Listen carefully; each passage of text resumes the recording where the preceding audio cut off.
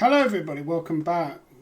So I wanted to talk about the South Wales International Chess Tournament I just played in. It took me 8.5 hours. I live in Northumberland. It took me 8.5 hours to get back from there.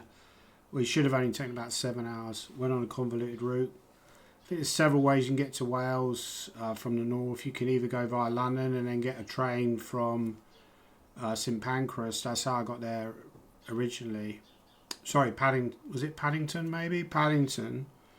And that goes to Wales. And the way I went back via Sheffield. But it was actually took place in the Bridgend area, which is quite near the coast. Is that in Gwent?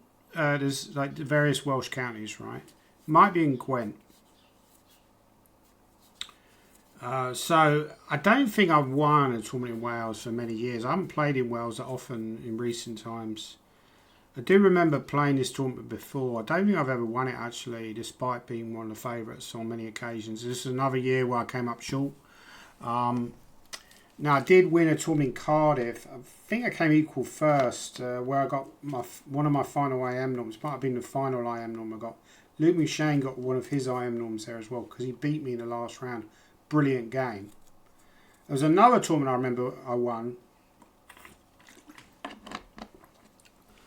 which is quite an amusing backstory. So back in the 1990s, this would have been 1999, I was sharing a flat in South East London with Simon Williams and a few others.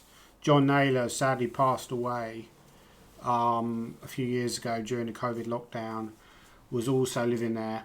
So it was a bit of a madhouse, right? We used to go down to Brixton occasionally, go drinking, more fun times basically, right?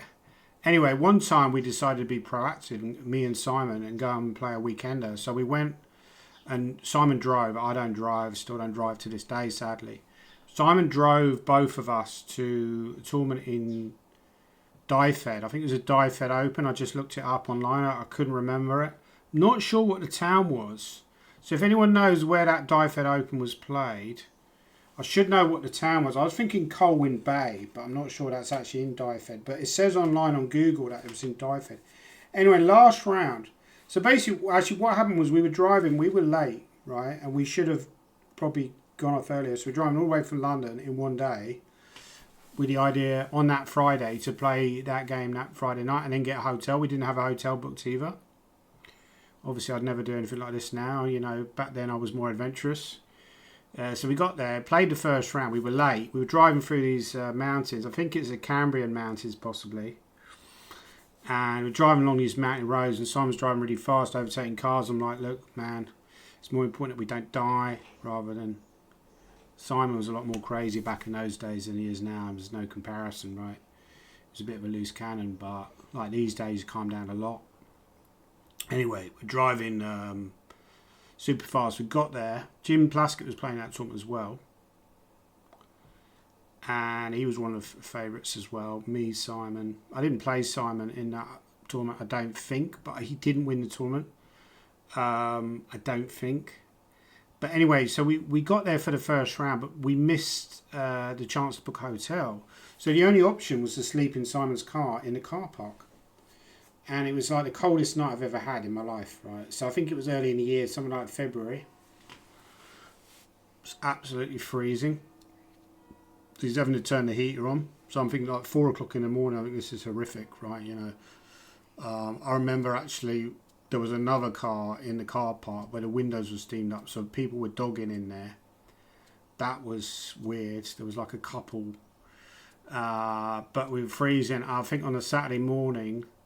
we got up and then we found a hotel. So then it became a lot easier. Once you got the hotel, it just felt like best night of my life, just not having to sleep in somebody's car, right? Anyway, interesting story. So I ended up winning that tournament. But in the last round, I played a guy called Sven Seidler, and I blundered a piece early in the game because I was playing too quickly, because I was playing loads of blitz. I was playing against some people. I won't mention their names, but I did win money off them and they didn't pay up, or the check bounced. And that was unfortunate. But because I was playing so much blitz and playing blitz like giving odds for money, I came into the game against Feidler, hadn't calmed down, and ended up blundering a piece after about 4 or 5 moves. But I fought back and I managed to win the game and come equal first in the tournament. I think Andy Smith tied for first. I think Andy Smith beat Jim Plaskett in the last round. So I think I got 4.5 out of 5 or something like that. Can't remember exactly. It's so long ago. This is like 26 years ago. It's scary to think that, right? So much of my life has been wasted playing chess. But anyway, so I won the prize money from that tournament. So that was good. But this tournament that I just played in South Wales, by the way, that Spiderler game actually got in the Luke Michon's column at the time. I remember that because it was such an interesting game. It was such an interesting battle. You can find that game online. I'll try and leave the link to that game as well in the if you want to have a look at that game. But in this tournament I played the other day, I got there the day before. It was a nice tournament actually. And is in Bridgend, a beautiful part of the world. If you ever get a chance to, I'd play this tournament. Firstly, I'd say the hotel. The food is really good in the hotel. Normally, hotel food is pretty ordinary in my opinion. In my opinion, the food was really good. I had a vegetable lasagna last night. It's really good. Some people might not agree with me. But everywhere I went, actually, there was a cafe that Peter Wells told me about, which was just down the road, about a sort of 10 or 15 minute walk. Which was beautiful. You know, they did amazing food there as well. I think everywhere in town was really good food wise. So if you're a foodie, then that's the place to go. Bridgend is a great place to go. Just going to have a quick look at some of my games that I played in the tournament. There's 1 or 2 interesting games. I had a total disaster round 1 rating wise. I was playing against Cameron Davis, who by the way is an underrated player. I've coached Cameron before, so I created a monster. Really nice guy. Cameron Davis, also name of a top-class golfer, is an Australian golfer. Cameron Davis won several times on the PGA Tour. Hits it a long way. But Cameron Davis, chess player, is not a bad player. But I stupidly walked into his prep. So let's just hide the moves. So I played this line on several occasions. People said to me, why don't you play the main line, which is knight takes g5? I probably should. I played this line so many times online and also over the board that it's become a little bit predictable. I remember I told the reason I started playing this line was because of a game that Rajabov played in about 2005, and I showed this to Nick Purr, and he started playing this line occasionally as well. Simon Williams played it as well, but eventually you realise that it's not that great. I remember I had a game against Tim Kett, who's also a Welsh player, believe, and I got a losing position. I think I played an early h4 in that game, but Cameron was well prepared, and we got this position, and he goes bishop b4. So this is where I had a bit of a think, but because I think I was still a little bit rusty, even though I just played the tournament. Obviously, don't want to make excuses, but I am going to make excuses. Because I was a little bit rusty. I didn't really take enough time here. I should have spent more time. This is a really crucial moment, and he was playing quite quickly and confidently, and it should have really smelled a rat, because I took on c6, which is really like a terrible move. And I kind of sensed it wasn't very good at the time, but I misevaluated some positions later. So I was supposed to go knight takes c4, which is relatively unclear, and I saw that move in the game, and I thought maybe he might take. And then that forces me to exchange queens. Or he can exchange queens immediately by just taking. I didn't want to allow him to exchange queens. I thought, this guy's lower rated. I'm just going to beat him in the middle game. You know, he's 1800. That was my fault during the game. I've coached him before, but let's face it, it's 1890. I'm white against an 1890. I've never dropped points to anyone that low rated before in my life. No disrespect to Cameron. I think he's better than 1890, but I've never dropped points. I don't think I've ever dropped points to anyone that low rated. I've dropped points to 1900s before. I've lost games 1900s with black. I've never lost or maybe even dropped a draw against a 1900 with white before. So it's very rare that I fail to beat players this level when I'm white. But I think this is a new reality now, that it's much more difficult now in chess because there's so many underrated players. So taking the c6 was a total disaster. Because I managed to activate his knight. Now this position is very sharp, so it's very easy to just get a very bad position as white or as black. if you misplay it, you make a couple of bad moves. He could have also taken there. That was also strong. But this is very strong what he plays. And he fought for a long time. And I went out for a walk and I was like hoping he wouldn't play his next move. But he played it. And then I realised I'm in big trouble. Any other move and I've still got a good position. This is not an 1890 player. This is much stronger than an 1890 player. I would say the Cameron's probably about 2,000 strength. But that's quite a big uptick from an 1890 player. He went knight b4 and I realised I'm in huge trouble. You know, very bad position. There's not a lot I can do now because if I take there he goes knight c2 and wins material. It's not very difficult to convert either. The other problem is my bishop there is just bad. It's just biting on granite. That's why he doesn't want to take there and allow moves like bishop h5. So he went knight b4. Yeah, and I realise here it's not going well at all. I'm 2 pawns down, I think, and it's just a bad position. I mean, he could have also gone queen d3 was another option. Just get the queens off immediately. Oh no, then I've got queen b2 anyway. But then you can go queen b3. There's lots of good options here for black. The other problem I realise now is I can never move this knight. So you want to go like h4, and when he goes g4, play the knight somewhere active. But the problem is you have to go knight e1, which is a really passive square. I should have gone rook d1 probably, and then played something like knight e1 with the idea of f3. But it's very slow, and really not very good for white. So I've started to realise things have gone horribly wrong. He went knight d3 and offered a draw, and this is where I really should have bit his hand off and realised, you know, there's big trouble here coming for me. So I went queen a3, and then he played h5 very quickly, and I realised, wow, you know, I'm just dead lost now because, you know, not only am I 2 pawns down, I'm also getting attacked on the king side. He's got this Kasparov knight on d3, so this is just a total disaster. And yeah, out of desperation took from b7. Position is dead lost anyway. Yeah, and I realised here that knight f2 was just, I'm just cooked, I'm going to lose. It's just a total embarrassment to lose to someone that are low rated again, you know. It's somebody you would play in a symbol, right? But again, I think he's much better than his rating. So it's an awkward one. It's something that you're confronted by all the time now. 20 years ago, you know, it'd be like Shelling Pease playing something like this. Playing an 1890, but now it's a different reality. So he didn't take on f2. I think that was just game over because there were various lines which look a bit messy but aren't really messy, and it's just winning.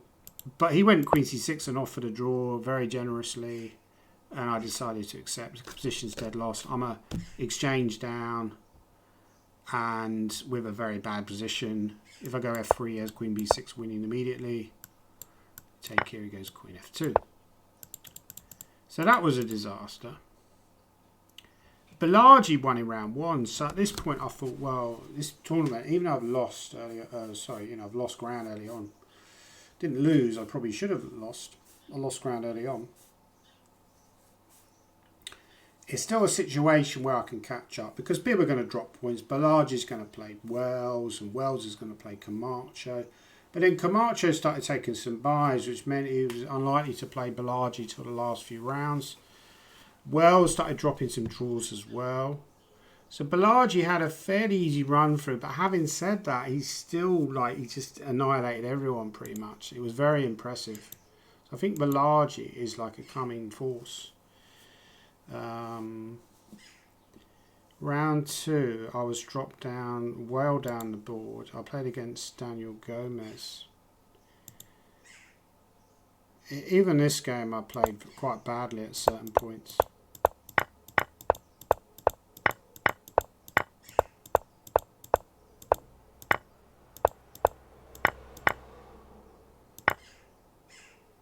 Yeah, so I had to gamble at this point because I thought I can't drop another draw, right? You know, I'm playing this another difficult opponent because this Gomez kid, I could tell you know, during the game, he's a good chess player. You know, sometimes you just forget the rating. You look at their moves. You know, like when I played Cameron Davis, and you realise they're good players. You know, and you know, there wasn't anything he was doing particularly wrong in this game.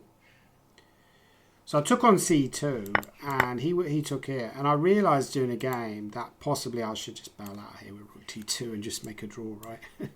And of course he can just keep repeating, and it's just a draw. But I thought, well, if you know, I can't allow him that option, or if I can avoid that option, I can't, you know, because I've already dropped a draw in round 1. If I drop another draw, this tournament is already turned into a disaster after round 2.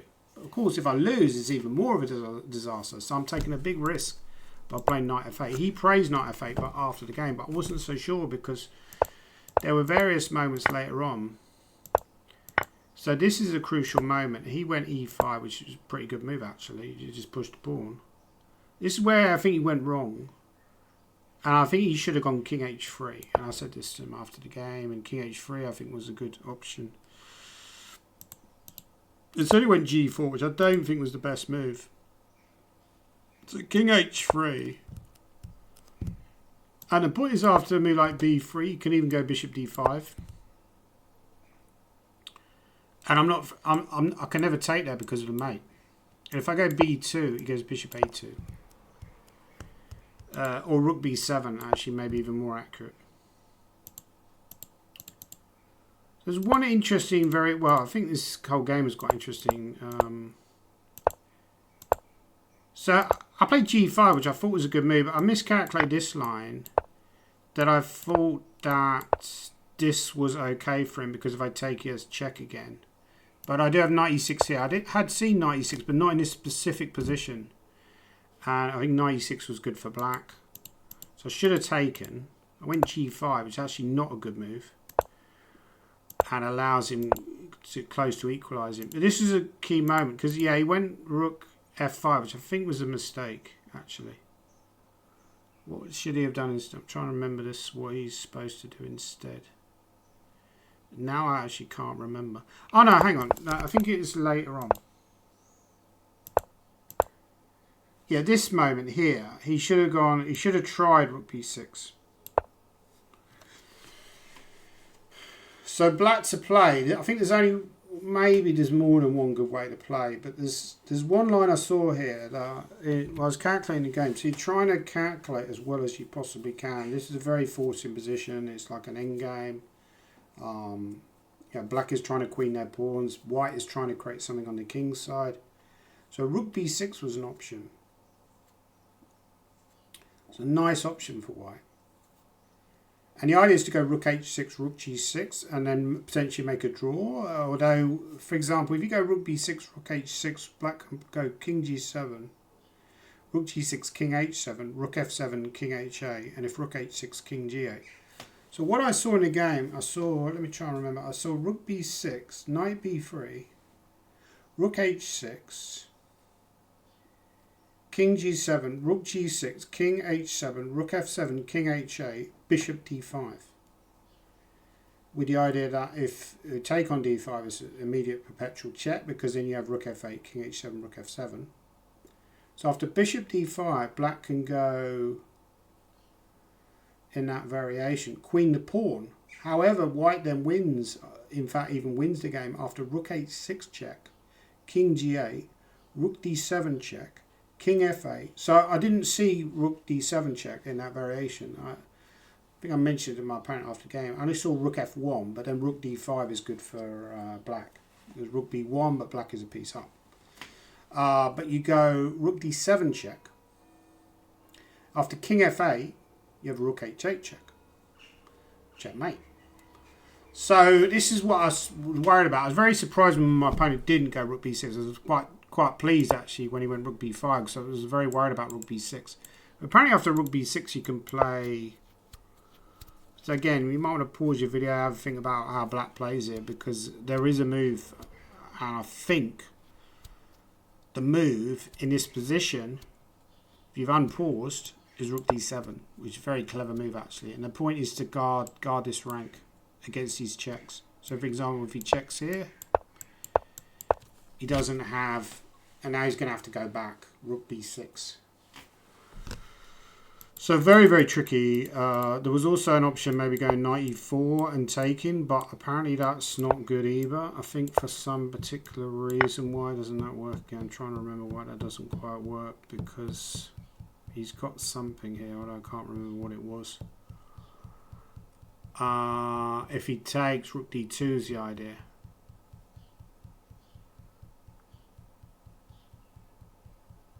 Now why doesn't that work again? I'm trying to remember. What's the engine saying? Yeah, it's very tricky position. He goes here and then a queen. It's actually just immediate draw. Yeah, check, check, check. Yeah, exactly, because you need a rook on the 8th rank to stop that. So anyways, so very complicated endgame.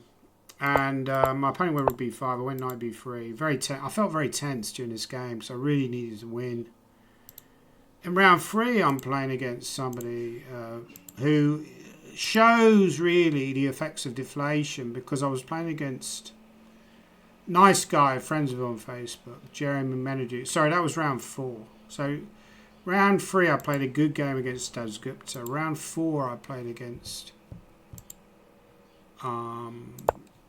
Jeremy Menadu.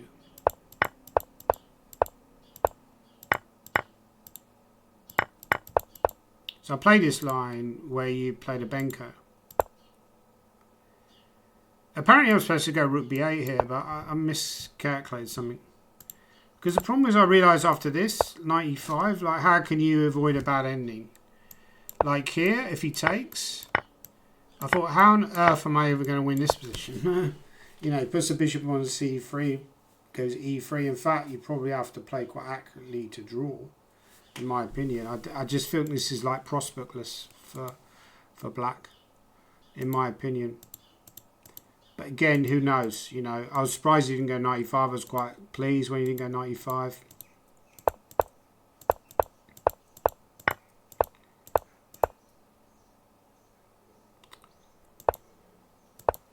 So one of the things I've been struggling with recently, I think it's playing too quickly, and maybe too much blitz has been a problem with that.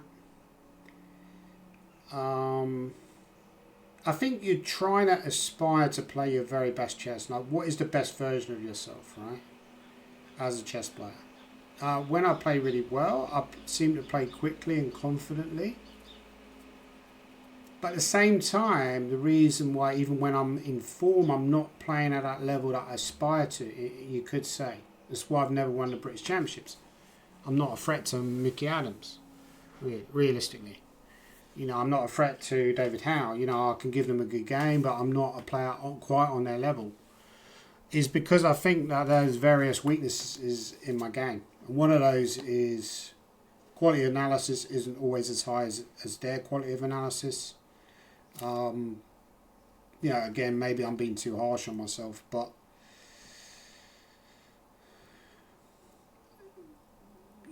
you know, there's various weaknesses that I have in my game, and I think a lot of them relate to speed of calculation, and that I'm going through positions too quickly. I'm not being thorough enough in my analysis. I think what it relates to. And this was maybe another position where I should have spent a bit more time. I did spend some time here. I realise this is a critical early middle game position, and I played it a little bit too quickly. I should have played with more patience. I think that's another one of my weaknesses in my chess, is that I need to play with a bit more patience. So for example here, what is the best move for black? Because I understood that he wants to put a rook on d1 and take on d6. And he also wants to go b3 to shut out the rook. So I was a little bit concerned that once he goes b3, the rook is shut out. Now, when we analysed the game afterwards in post-mortem, Jeremy mentioned the move c4 just to stop white going b3. I think we both mentioned that move, and that might have been a possibility. But I didn't like giving up the d4 square. For example, after c4, maybe you could go bishop e3 and then put a knight on d4, although maybe that does allow knight e5 and knight d3. I mean, chess is a difficult game, right? You know, you play one move that looks good because it gives you the d3 square, but it also gives away the d4 square. How do you evaluate it? Is it more important to control a d4 square, or is it more important to have control of d3 square? This is a very difficult question to answer, right? That's why chess is a difficult game. The other point is, do you go bishop g4, so you grab control of d4, but the problem is then you're giving up the bishop pair, which also is not ideal, right? I was looking at lines like queen a8. If he takes on d6, maybe I go rook d8, maybe I pin him. But queen a8 I wasn't completely happy with, because you're putting yourself on the same diagonal. If you put the queen on a8, you're on the same diagonal as that bishop. If you put the queen on b8, you're on the same diagonal as that bishop. And it can go b3 and block the rook.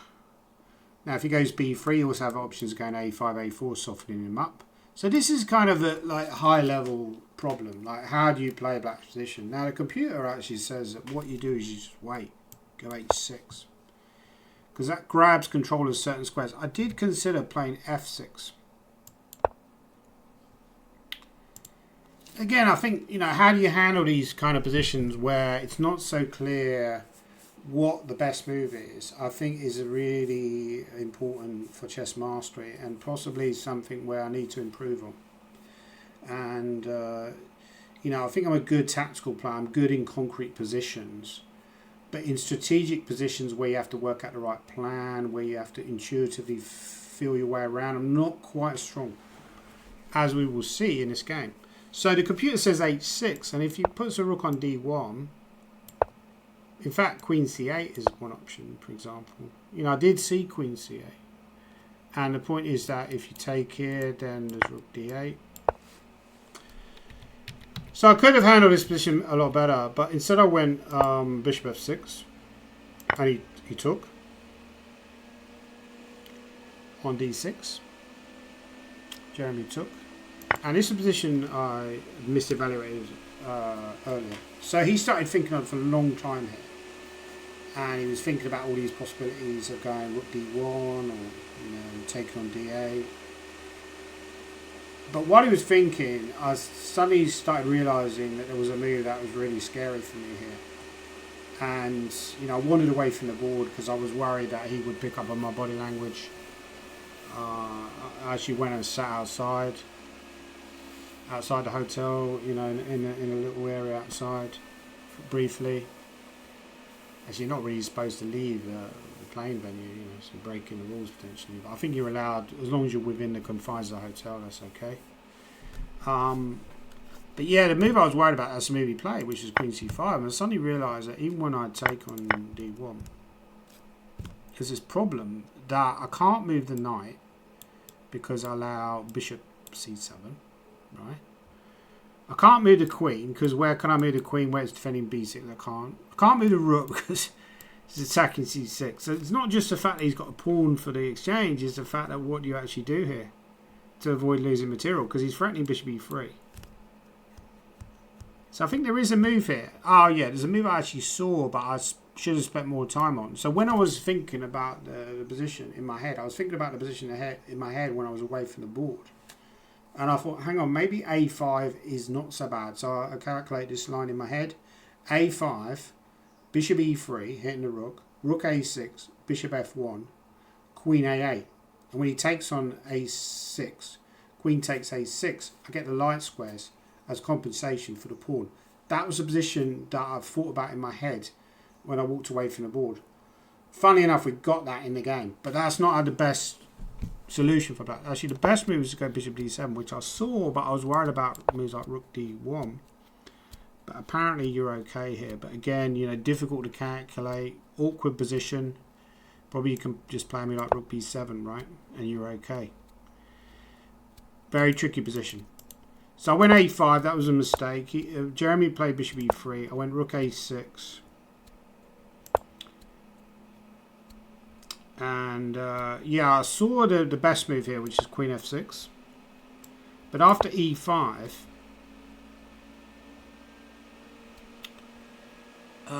yeah, so I saw that, no, e5 is wrong because the queen takes f3, takes bishop d5, and then you're threatening this mate. So what can he do? If he goes king f1, you can pick up the rook. I suppose you can take on d5, but that's not a good variation for white.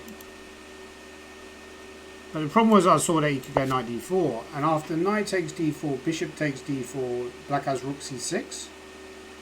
But then, for example, we could go queen f8, king f8, bishop takes f6, gf6. I saw this variation in the game. Well, I'm a pawn down and I've got double pawns. Now, Peter doesn't think that's so bad because of the weakness of the a4 pawn, but realistically, you're not going to win the game probably. The best you can hope for is a draw. See, I thought like practically I have to gamble. That's the part of the problem when you're playing much lower rated players. The other problem is Jeremy Menadue. You know, I think he was a 2200 player back in the day. You know, he was a solid 2200 player. Because of rate inflation, mostly older players have lost a lot of points. So that's the other problem. When you play, even you're playing senior events or whatever, you think it's easy. It's not, because a lot of these players are underrated, even like the senior players, because they've been brought down by playing all these juniors. So they're not good value anymore. I don't think Jeremy Menadue is good value off 1945 rank. I was shocked that his rank was that low, actually. So anyway, so I decided to gamble with queen a8. And he actually offered a draw after knight g5, and I immediately turned it down because I was still tilting. I just said, no, I don't want to draw. I went rook e8, but also I was way up on the clock at this point. As you can see, I've got 59 minutes, 15, he's got 15. Again, this comes back to what I was saying earlier, that sometimes I'm playing too quickly, I'm making decisions too superficially, I'm playing too fast. Why am I playing that fast? I don't know. Possibly because of too much online blitz, or, you know, thinking too superficially. Also nerves as well. You know, you think about all the time I had at the end of my games from this tournament, how much time I had a huge amount of time. Jack Rudd's another player that plays too quickly at times. Jack Rudd against Balaji. Jack Rudd at the end of the game probably had an hour and a half left. Balaji had like seconds, but Balaji won the game. So it's like, how do you use that time efficiently? In rapid play, that's why I do well at rapid play, because rapid play you're expected to move quickly. That's why I do well at blitz, because blitz you're just playing intuitively quickly. You know, it's an advantage to move fast. But you know, when you're playing classical, sometimes you need to slow down and take your time, and it's really all about measuring that. So he went knight g5. I immediately turned down the draw offer, but then I suddenly realised actually I probably shouldn't have turned down the draw offer, because after knight g5,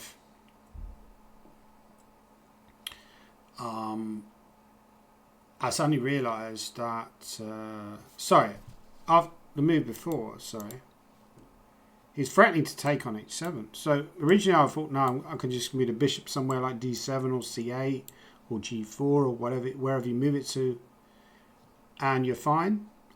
That's why I turned down the draw immediately, because I thought, you know, I'm up on the clock. But then I started thinking, hang on a minute, I can't move the bishop, because as soon as I move the bishop, he takes h7. So that's bad as well. So I went rook e8, and I was almost thinking, before I played rook e8, I was thinking, should I offer draw back without even making a move, right? Even though I've just turned down a draw. Are you even allowed to do it? Obviously, you're not allowed to do that, right? But I was even thinking about just saying, do you want to draw? Actually, I've changed my mind now. I want to draw, right? But I could get defaulted for doing something that rude. I mean, even when I played Cameron Davis, actually, I offered a draw when I'd already made my move and he'd been thinking for a while, I offered a draw back. So that was almost like us breaking etiquette as well, but this would have been an even worse example. But of course I could have gone rook e8 and then offered a draw. I could have gone rook e8 and offered a draw. But I didn't. And here he should have just taken, because there's really no risk for white in this position. I was really surprised he didn't take. Practically white can't lose this.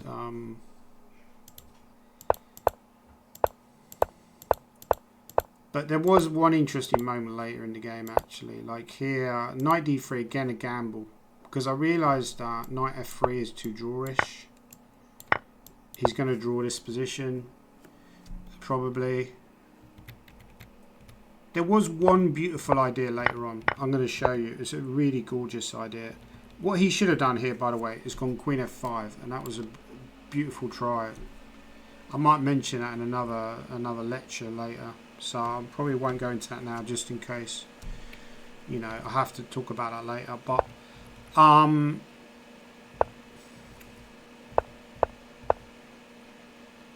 Yeah, so we got this end game, and again, too quickly, right? I'm playing too quickly because I went rook e4. He goes king h2. So this is where, you know, I've got 40 minutes left plus increment. And what move are we on? We're on move 35, right? So I've got all the time in the world to sit on my hands, and I even said to myself at the time, you've got to stop, you know, but the nerves carries me away, right? So I saw a line, rook f4, right? King g3, g5, threatening to take on f3, just moves the bishop. I stopped there, but there's a beautiful idea, which I think is, to be fair, is difficult to find. There's a fantastic study-like idea. So you basically, you do play this, and I should have, I cut off my variations too quickly. As I mentioned before, one of my weaknesses, I think, is I'm not thorough enough in my calculations. I don't, you know, I give up on stuff too quickly. I need to retrain my mind to stop doing that. Rook f4, bishop c5. Sorry, you've got to defend them. So king h2, by the way, is a blunder, because just by allowing this, he should never allow this. Rook f4. So obviously that's the most forcing move, because he's more or less got only one reply, which obviously he saw when he played king h2, which is to go king g3. Now, of course, if you trade down, you're not going to win. In fact, you may well be a lot worse, because his king is going to very quickly come and hit the knight and then possibly win the b-ball. So you follow up with g5, and again, very forcing because I'm attacking the bishop now. I think there is a line with h4 here, but that doesn't quite save white. I think after h4 you can take on f3, and after rook c4 you can go bishop takes g4. And I think that somebody mentioned that on Facebook. But he goes, yeah. So the line of calculating going bishop c5. That's why I cut it off. But again, you know, I cut it off so quickly, I didn't even give myself a minute to think about it, right? Just like, that'll do, that's it, right? You know, don't even think about it. Bishop c5, let's move on, right? That's not how you play chess to a high level. This is where I'm going wrong. There's a beautiful win here for black, which I didn't see. Rook takes f3. Fantastic idea. Rook takes f3, knight d2. Phenomenal idea. Just like one of the most beautiful ideas I've ever had the opportunity to play, and obviously I was gutted later when I was told that I could have done this. So the black is completely winning now, because if you move the rook, you have knight f1, mate. So you just win the rook basically, and it's I guess you could go bishop here, but then after knight f3, this should be a fairly trivial, tidy up job for black, because the white king is still in trouble, and you're going to win the king's side eventually. And you're going to easily stop that pawn. So I'm not sure about that line, whether there's anything even better that black could play, but it's good enough anyway.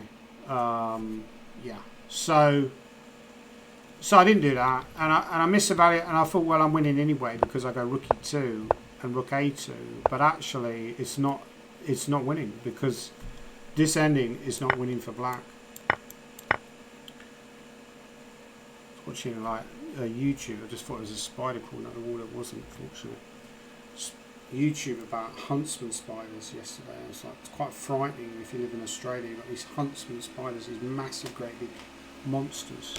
You're like alien face huggers living in your house. I just wouldn't be able. I'll just leave the house, right? Yeah, I just wouldn't be able to. Anyway, going off on a tangent again, but.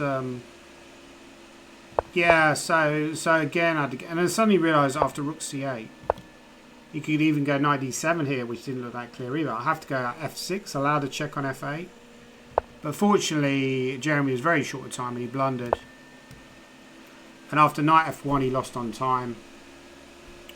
Trying to play, I think he was trying to play king f4, but he lost on time. But the king f4 is losing anyway to rook takes a4. And you either put a piece in a way or you allow immediate checkmate. And if he goes to h4, then I was just intending to go f6, I think was winning, because now I'm threatening g5. And when his king goes to h5, if his knight moves, then it's a nice forced mate. So I won that game, and I'm on 2.5 out of 3. You know, I'm thinking I'm still in the running. How much time did Jack Rod have in that game against Balaji at the end? He's got 1 hour 33 minutes. I mean, this is a problem. What has maybe undone Jack Rudd's chess career? Because he's certainly not short of talent. He's been quite open about the fact he's autistic. Balaji is, and because of that autism, he can't stop himself from moving at times. And Keith Farquhar actually mentioned to Jack before, you're giving your opponents huge advantage because it's almost like you're in permanent time trouble. Because Keith has coached Jack before. Very good point. I'm not quite as bad in time management as Jack. In some ways, he's good in time management as well, though, because he also puts you under pressure on the clock. So when I played Jack, one of the later rounds, I kind of bottled it a little bit, to be honest, because I was very nervous for that game. It's one of the games where he played 1 game a day, and the whole build-up to that game was stressing me out, and I was worried about playing Jack because I've had some bad losses to him in the past. I've also beaten him a few times. But he kind of gets you out of your comfort zone because he plays so fast. I played Balaji. That game fizzled out to a draw. Let me just show you the game I played against Camacho briefly as well.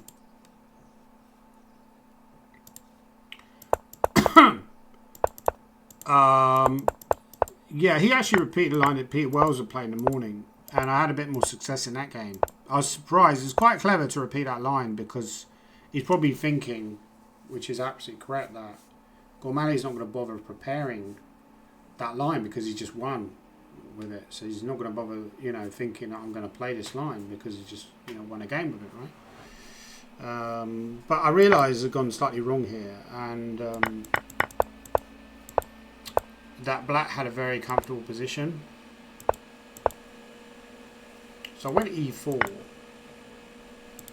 The computer does say the bishop g5 is a move, but I was a little bit scared that I'd give him this d4 square, but apparently you can't really do much with it. Because also if you take knight d4, there's maybe e3 and e6 is weak or something. I'm not sure. But so I decided to go e4, became very sharp. So Jose Camacho, lovely guy. His brother is also a very good player. His brother's actually high rated. I think he's like 24, 50 plus, right? Maybe close to GM, probably GM in the future. Jose, I believe, has got a full-time job. So he was taking some buys in the tournament. But yeah, he's a pretty intelligent guy. I think he's got quite a successful job as a statistician or doing something in computers or mathematics. I'm not sure exactly. But he's one of the stronger Welsh players. And, I've always had a tough time playing him against him, actually. I think I lost him in a 4NCL game where he played pretty well in the endgame. So he's quite good in the endgame, actually. But actually, there was an interesting moment, I think, around about here, right? Was it here? Yeah, so I went knight e3 because I think the problem was like any kind of move like knight e5 was bad, knight a5 was bad, so I had to go knight e3. But I calculated this earlier and I thought I'm just about holding on. Even though I lose a pawn, I'm a pawn down here. This pawn on e6 is weak, so it just gives me just enough compensation.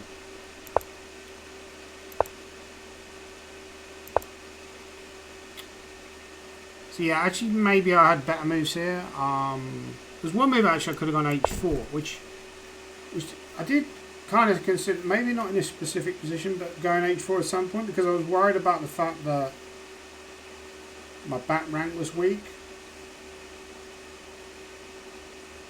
And there was always maybe checks on the back rank in some variations where, I can't put the bishop in the way because the knight's gone somehow, and for example, just imagine if black's move and black took on e3 and you take back the bishop, then rook d1 wins on the spot. But if the pawn's on h4, that's not actually the case.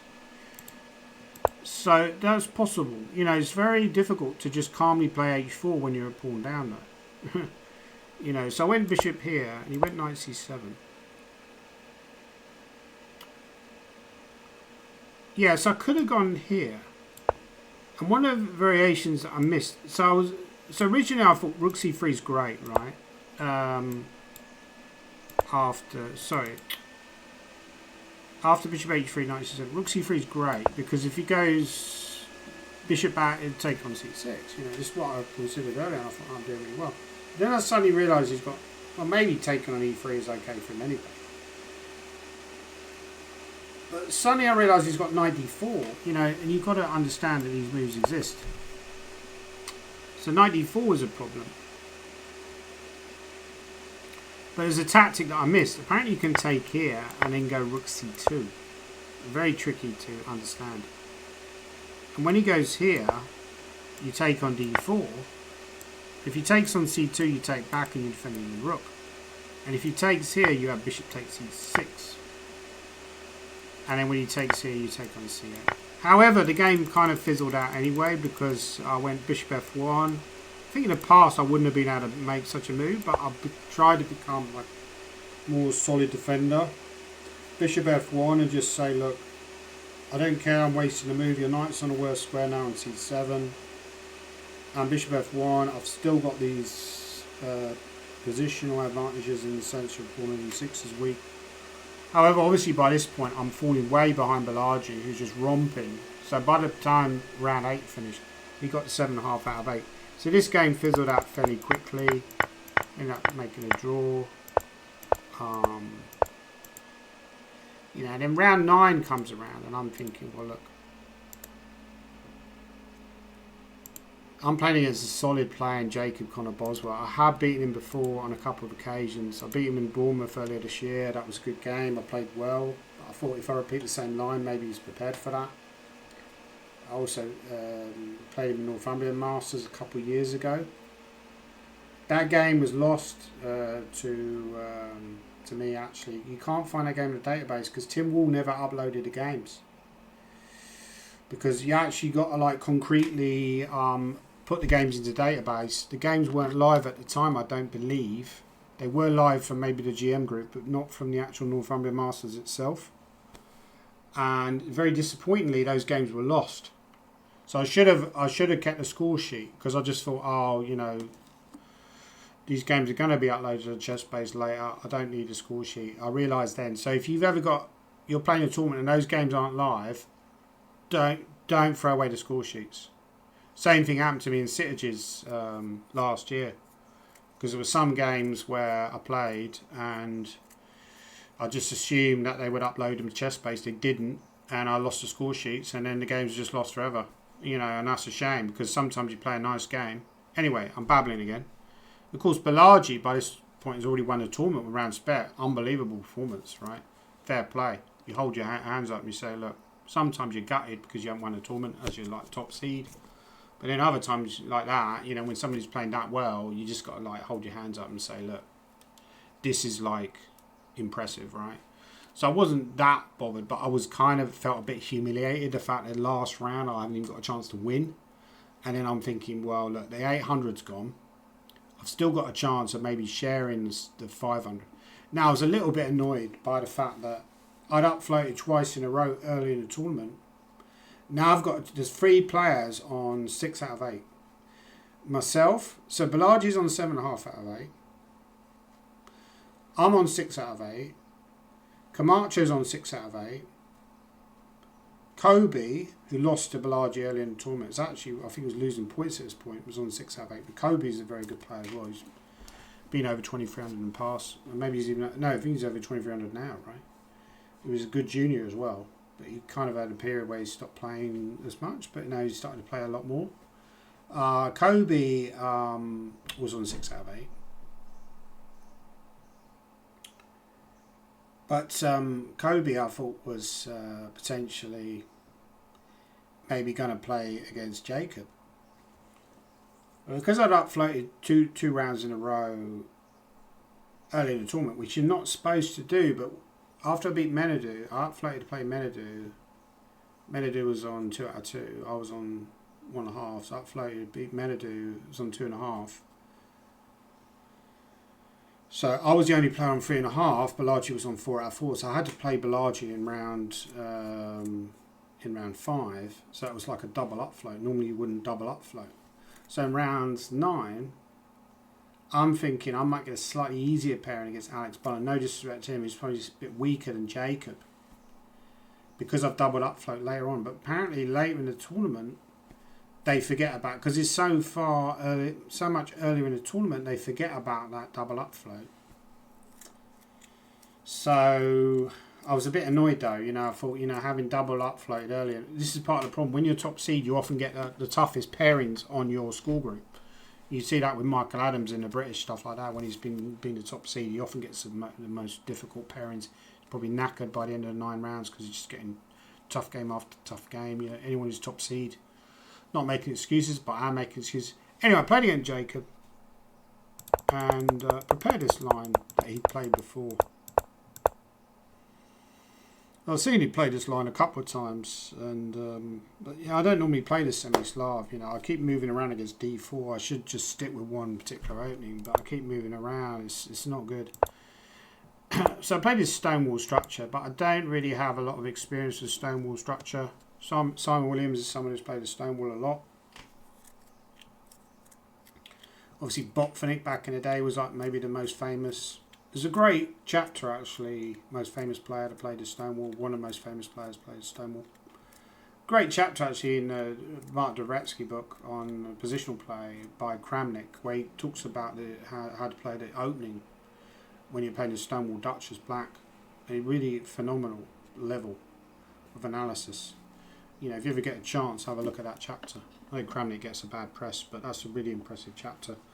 I don't have that level of chess knowledge or erudition.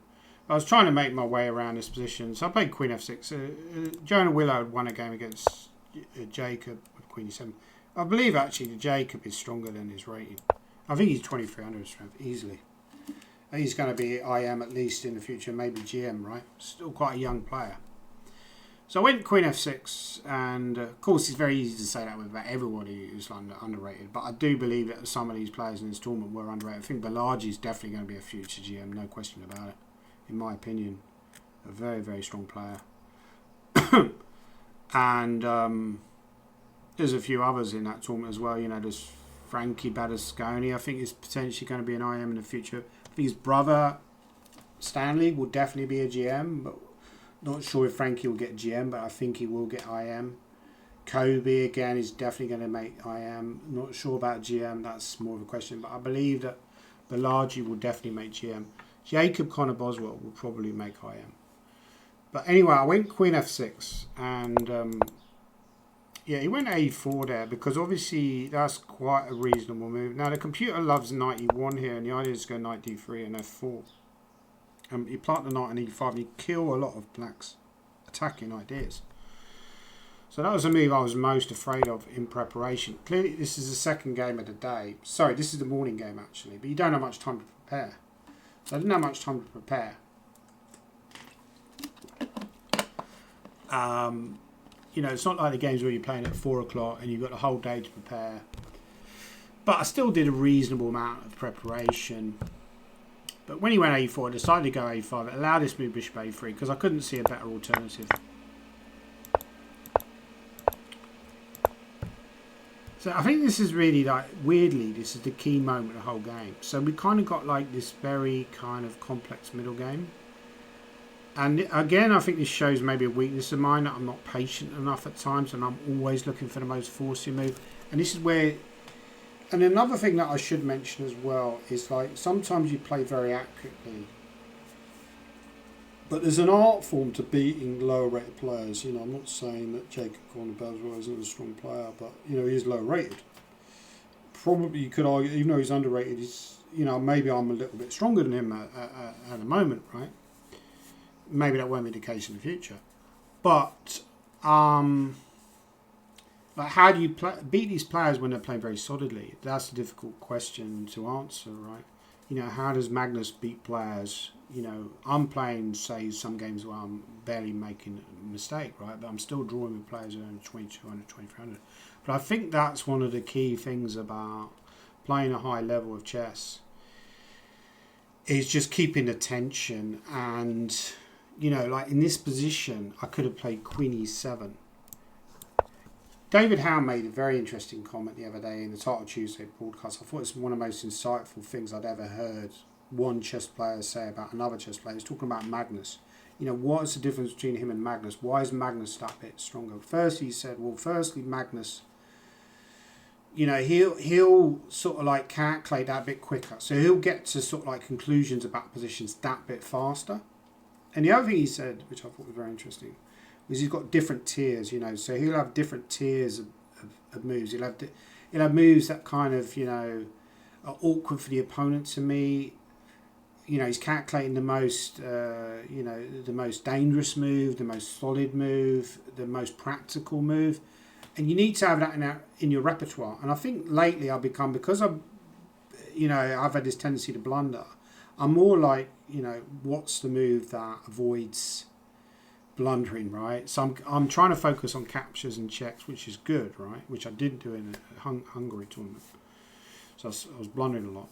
But at the same time, you've got to go to that other level, which is like, what's the move that's going to be tricky? What's the move that's going to keep the tension? I think Queen E7 was kind of fitting that. And I think I'd kind of started resolving the tension a bit too quickly because I went C5. Now, don't get me wrong, Queen E7, very tricky position to win for black. Very tricky position to win for white. I think it's very tough for both sides to play. But, you know, any result could have happened. But this is really like a must-win game for me because I'm in a situation where I know if I draw, I get 6.5. 6.5 unbeaten. That's a pretty good result. But however, I know Kobe's going to win. Camacho was also winning. I was quite lucky to win a prize in the end because Camacho was also winning. If he'd have won, I wouldn't have even got any kind of prize. But you know you need to win. You need to get to 7. So you've got to keep the game as tense as possible. Instead I went C5. Jacob started playing very powerfully. I misevaluated the position at this point. The reason I took with that pawn, even though it looks a bit ugly, because it, you know, gives him a check and so on. If you take with that pawn, I thought it's blocking the bishop. You know, the pawn on D5 is blocking the bishop. But actually, I think that was a better way to play. Keeps the tension a bit better. I was actually more concerned about bishop E5, actually, rather than taking on E4. So I was a little bit surprised when he took on E4. But I misevaluated this position. So I think rook D1 actually the computer gives. Very interesting because sometimes you just get fooled by like how you approach a position. And I was like trying to approach a position thinking,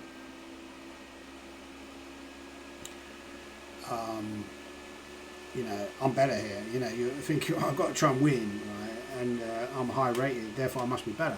But in fact, when you think about it objectively, why is black better here? You know, for what reason? My bishop is blocked by my pawn. Yeah, you might have some vague chance of an attack on the king side, but realistically it's not going to happen. So rook d1 was quite good for white. But he took on c5, which is also okay. Yeah, I thought about going king h8. Maybe that was a better option, just to be a bit more trappy. But I was still concerned that he would just go knight d5 anyway. And, you know, if you exchange, the pieces are coming off. It's starting to look a little bit dry, right? So he goes knight d5, Connor. This is what I was saying earlier, that, you know, if I'd have thought about, when I went c5, thought about these resulting positions a bit longer and spent a bit more time. Look how much time I've got at this point. I've got an hour and 5 minutes. I've got so much time. I've got oceans of time on my clock. This is one of the weaknesses that I have, that maybe I need to like start calculating 5 or 6 move sequences, thinking, you know, what we're saying about what David was saying about Magnus, that you've got different tiers, and you know, what's the trickiest continuation, what's the continuation that's going to be toughest for your opponent to meet, practically speaking, rather than just allowing all the wood to chop off and white's just going to be very comfortable. In fact, white is the one that's pressing here. Why is white the one that's pressing here slightly? Because the bishop is stronger than the knight. It's like the Bobby Fischer bishop. I thought the knight's coming to d3. I must be doing well, but I was wrong. So I go knight d3. And Jacob played queen d2. Now rook d8 was a move that I'd considered strongly. But I thought after this and takes that it would end up being a draw in a variation like rook takes d3, queen c2, queen c3, trade, rook b1, and I thought, I'm not going to win this endgame. Practically speaking, he's going to hold this, right? But, you know, you could argue black's slightly better there, but the computer, weirdly enough, just says after bishop d3 you have h6. And then you take back the pawn, and then you do have some quite good practical chances of winning. So rook d8 was maybe a better option, although as he pointed out, white could just play this, and then I don't really have any advantage apparently. So very tough to win now. f4 I wanted to play. The problem is after f4 you can go queen d2. So I played knight d3 and then I went knight e5. But I misevaluated this position. I thought I was better. It goes queen d4.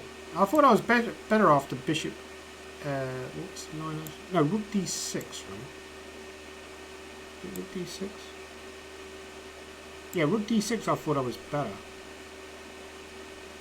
After queen g5, bishop e2, knight f3. I thought this position was better for black. But apparently it's not at all. I misevaluated this totally. So often when you're looking at lines, you're trying to say, look, this is okay. You know, a lot of this process elimination. I'm not worried about that line. It's interesting, when you analyse it with a computer, it makes you worried about every line. Because it's like, that's scary, that's scary. Also gives you good resources as well. But this line, I just thought, you know, this can't possibly be bad for black. Because I've got pawn on f3, I've got queen g4, queen h3 coming. Why can't you go here immediately? Well, then he goes here. How do you continue? Because queen there, you just drop the pawn. So misevaluation, city basically. But Jacob just played a very solid move here, which is understandable. Queen d4. I decided to trade, and I took, and I went here, and he went rook d1 and offered a draw. But weirdly enough, the computer even says after rook c1, white is slightly better. Maybe he can even win the game, yeah? And I just thought, well, surely I'm pressing. Again, lack of objectivity. Rook c1. Admittedly, this should be a draw anyway, because I could take on d4 and bring the king very quickly to the king side. But he does have a passed d-pawn. He could bring the king maybe to c3 himself, start going rook b1, maybe push the d-pawn. There's also lines like there's also lines with g4. Maybe even taking and going g4 was one possible variation, because if I take, he goes rook b1. How do you defend the pawn? So you're going to drop the b pawn, but probably you have enough to hold anyway, because you've got an extra pawn on the king side. But yeah, it was a tough game, and yeah, fair play to Jacob, played pretty well. But again, maybe a demonstration why I'm not quite at the top level with people like Adams and people like that. Because, you know, at times I play too superficially. You know, I've got oceans of time left in my classical games where, I've not used that time well enough. So I think to get to a higher level, at the moment my rating's running at 2409, which is the lowest it's been running for years. I think actually last year, around about Northumberland Masters, it dropped to a similar level. But I managed to stay above 2400. I got up to 2440. But because I've been playing a lot and playing in these kind of tournaments where, you know, this is a typical tournament where you get a lot of underrated players, a lot of younger players, played a lot of junior players, and I lost only 5 points, which probably isn't too bad actually. But it's very, very tough. It's incredibly tough.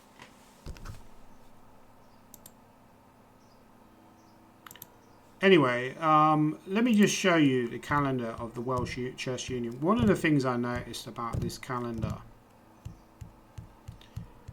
and is that a lot of the tournaments are in similar areas, right? So there's a lot of tournaments in Cardiff. There's a lot of tournaments in Bridgend. There's a lot of tournaments in Swansea. So you see that Bridgend. So there's, if you want to play in that, the same hotel that we played in, the Best Western Harrington, there's a tournament in January. Is that the next time? No, there's also, there's Welsh Premier League. But there's a tournament in January darts, you know, and there's Welsh Blitz tournament, Welsh Blitz Championships. It's a beautiful place, and that hotel's a really nice hotel in my opinion. They've also got a spa there. I might go for a week, you know, just as a holiday, you know, just taking a spa, because it's a beautiful area around about there. You've got lots of restaurants. You've even got McDonald's. I went to the McDonald's a lot. KFC, there's a Domino's as well if you like your junk food. Cheaper options, but you know, it's only about a 10-minute walk into the main part of town from the hotel, where there's lots of like restaurants and pubs and stuff. I also gave a simul against the Welsh junior team, which is a Glawny Cup team. Really nice kids. You know, that was a tough simul. That was a clock simul on one of the earlier rounds. On the early days, we had one game in the afternoon at 4 p.m. So I did a clock simul, and that was tough. It's the first time I've ever done a clock simul. It's actually a lot more enjoyable to do a clock simul than do a normal simul, because you feel like you're rushing people in a normal simul. You know, they have to respond immediately. But when you do a clock simul, they can take as long as they want. There's only 7 boards. But that was interesting, and it was nice to interact with the kids and everything. Jack Rudd analysed the games afterwards with them. So anyway, so that's my conclusion. Please leave your comments down below about the tournament. Again, you know, well done to Balaji. I think that's, you know, a big talent, potential outsider for the British. I think he's going to be a contender for these titles going forward. Future GM for certain. Kobe as well. Well done to Kobe for his second outright. Very disappointing, really, for me that I didn't finish in the bigger prizes. I'm on a little bit of a down. I started good earlier in the year where I was doing very well. I was winning quite a few tournaments. I'm a little bit of a downer recently. Hopefully I can have a resurgence, because it's a bit depressing when you keep coming up short and you're spending all this money to play these tournaments. Like I say, you know, train fares now are so expensive. If you don't win a decent prize, you're not going to make any kind of meaningful profit, because you're also spending money while you're there as well. So probably I made a loss on the tournament almost. But still, I enjoyed the experience. Even though the chess didn't go as well as I hoped, I really enjoyed the experience of playing in Bridgend, and I would recommend that to anyone. Please leave your comments down below. Please like and subscribe. Have you played a Welsh tournament in the past? Would you play one in the future? Did you play this tournament? What did you think of it? And so on.